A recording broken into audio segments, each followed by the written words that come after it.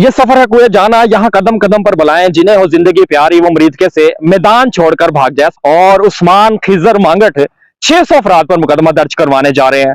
वो क्यों करवाने जा रहे हैं, और उसके साथ साथ आपको बता दूं कि 10 एफआईआर तो 300 अफराद पर दर्ज भी हो चुकी है। एहसान अली आरिफ उनका ये कहना है, और 24 हलाकतों के हवाले से तो वो तो खुद बात कर रहे हैं। तो जहां एक तरफ कहा जा रहा था कि 400 से ज्यादा हलाकतें हो गई हैं, ये हो गया, फलाना हो गया, धमकाना हो गया, इस तरह हो गया और बड़ा जुल्म हो गया, तो बहरहाल जी जो खुद अपना वकील है कलदम टीएलपी का, जो कि अभी तक मेरे ख्याल ऑफिशियली तो नहीं है, लेकिन उनके मामला तो देख रहे हैं, और जो लोग गिरफ्तार है उसके हवाले से वो बातचीत करते हुए अपने ब्लॉग में नजर आ रहे हैं। तो 24 हलाकतों के हवाले से जो है उनका ये कहा जा रहा है जुडिशियल कमीशन तो बनाना चाहिए। तो जुडिशियल कमीशन तो 6 अक्टूबर से लेकर 13 अक्टूबर तक भी बनाना चाहिए। कि क्या जब ये मामला हो रहा था, जब कलदम टीएलपी रैली का आगाज करने जा रही थी, तो क्या टीएलपी के जो लोग हैं, यानी कि शूरा के लोग हैं, जिसमें जो मुज़ाकराती कमेटी है, क्या उनके मुज़ाकरात नहीं हो रहे थे?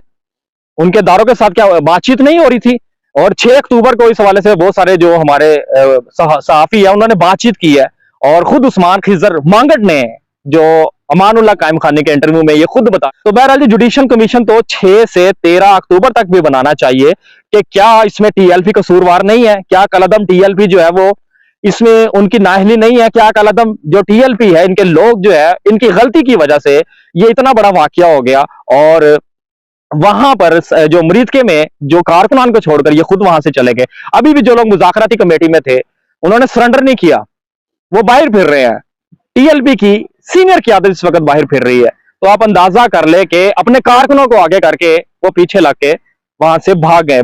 और उस्मान खिजर मांगट साहब ने 600 केसेस कर दिए हैं, और जितने भी गाली देने वाले इनका तो पक्का इलाज होने वाला है। सरवर शाह साहब, आपने कदम जमात तहरीक लब्बैक पाकिस्तान के एक मुबल्लिग बनकर आए, और आपने मुबल्लिग बनकर लोगों को बताने की कोशिश की कि अभी तहरीक लब्बैक पाकिस्तान जो कदम हो चुकी है कि उसकी क्या सूरत हाल है, क्या मामला था। लेकिन आप एक चीज़ बताना भूल गए, आपने ये नहीं बताया कि साद रिजवी कहाँ पे है।